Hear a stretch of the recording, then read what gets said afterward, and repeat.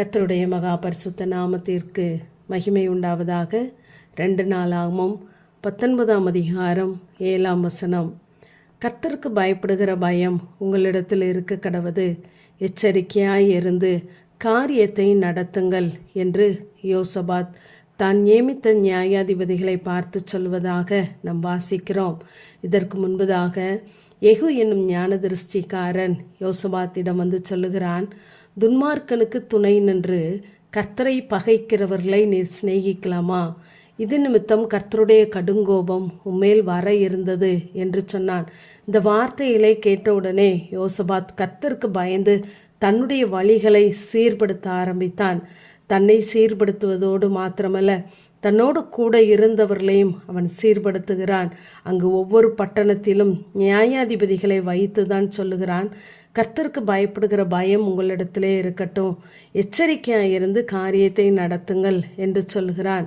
நம்முடைய வாழ்க்கையிலும் நமக்கு விரோதமாய் வருகிற வார்த்தைகளை நாம் கவனிப்பதோடு மாத்திரமல்ல, கர்த்தர் நம்மை எச்சரிக்கிற அதிகாரமுள்ள வார்த்தைகள், பாவத்தை குறித்து, நீதியை குறித்து நமக்கு நேராய் வார்த்தைகள் வருமானால் நாம் அவைகளுக்கு கீழ்ப்படிவது அவசியமாகவே இருக்கிறது. அந்த வார்த்தைகளை நாம் கேட்டு நாம் எச்சரிக்கையாக இருப்போமானால் கர்த்தர் நம்முடைய காரியங்களை அவர் மேற்போட்டு நடத்த அவர் உண்மையுள்ளவராகவே இருக்கிறார். இங்கு நாம் 1 ராஜாக்களிலே 19ஆம் அதிகாரத்திலே பார்ப்போமானால் அங்கு எலியாவை குறித்து நாம் பார்க்கிறோம். இந்த எலியா இந்த எசபேலுடைய வார்த்தையை கேட்டவுடனே கர்த்தருடைய சமூகத்திற்கு கொண்டு போகாமல் தான் அந்த வார்த்தையின் நிமித்தம் பயந்து அங்கு ஒரு நாள் பிரயாணம் பண்ணி சூறை செடியின் கீழ் உட்கார்ந்து நான் சாக வேண்டும் என்று சொல்லி, கர்த்தாவே என் ஆத்மாவை எடுத்துக்கொள்ளும், நான் என் பிதாக்களை பார்க்கிலும் நல்லவன் அல்ல என்று சொல்லி சூறை செடியின் கீழே அங்கு படுத்து கொண்டதை நாம் பார்க்கிறோம். இந்த எலியா எப்படிப்பட்டவன் என்றால், கர்த்தருக்கு முன்பதாக நிற்கிற நான் என்று அடையாளம் சொல்லப்பட்டவன். அங்கு கர்த்தருக்கு முன்பதாக நிற்கிறதோடு மாத்திரமல்ல, அதனாலே அவன் சொல்லுகிறான், என் வாக்கின்படி அன்றி என்று 18ஆம் அதிகாரத்திலே தனி ஒருவனாய் நின்னான். எல்லா சூழ்நிலைகளிலும் அங்கு கேரி தாற்றண்டை போகும் பொழுது, சாரிபாத்திற்கு போகும் பொழுது, அங்கு ஆகாப்புக்கு முன்பதாக ஓடும் அளவிற்கு அவனுக்கு பலன் இருந்தது, தைரியம் இருந்தது.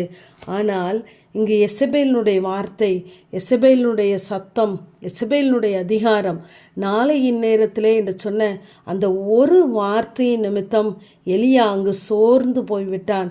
அங்கு அந்த வார்த்தையின் நிமித்தம் பயந்து அங்கு சூறை செடியின் கீழே போய் படுத்து கொண்டான்.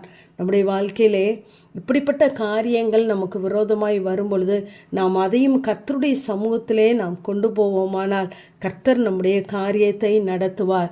மனுஷனுக்கு பயப்படும் பயம் கண்ணியை வருவிக்கும். இங்கு 18ஆம் அதிகாரத்திலே தனி ஒருவனாய் நின்றவன் 19ஆம் அதிகாரத்திலே அங்கு சோர்ந்து போகிறான். நம்முடைய வாழ்க்கையிலும் நம்முடைய ஆவியிலே, ஆத்மாவிலே நாம் சோர்ந்து போவோமானால் சரீரம் நிச்சயமாகவே சோர்வடைந்துவிடும். இங்கே நெகேமியாவை பார்த்து ராஜா சொல்லும் பொழுது அவன் அழுது அங்கு துக்கித்து நிற்கும் பொழுது, இது மன துக்கமே ஒழிய வேறொன்றும் இல்லை என்று சொல்கிறான். இதே போல் நம்முடைய இருதயத்திலே, ஆத்மாவிலே படுகிற வியாகுலங்களை நம்முடைய முகம் காட்டி கொடுத்து விடும்.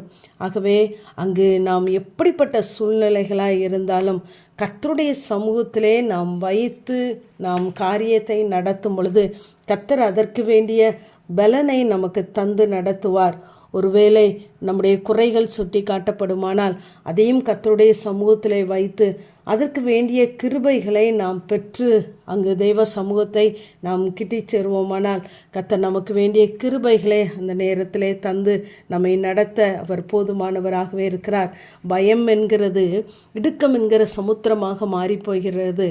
ஆகவே அந்த சமுத்திரத்திலே நாம் விழுந்து போகாதபடிக்கு கர்த்தரிடத்திலே நாம் கிட்டி சேருவோம், தைரியமாயிருப்போம், காரியத்தை நடத்துவோம். கர்த்தர் உங்களோடு கூட இருப்பார். ஆமேன். ஜெபம். பிதாவாகிய தேவனே, குமாரனாகிய இயேசு கிறிஸ்துவின் நாமத்தின் மூலமாய் உடைய சன்னிதானத்தில் வருகிறேன். கர்த்தருக்கு பயப்படுகிற பயம் உங்களிடத்தில் இருக்க கடவுது.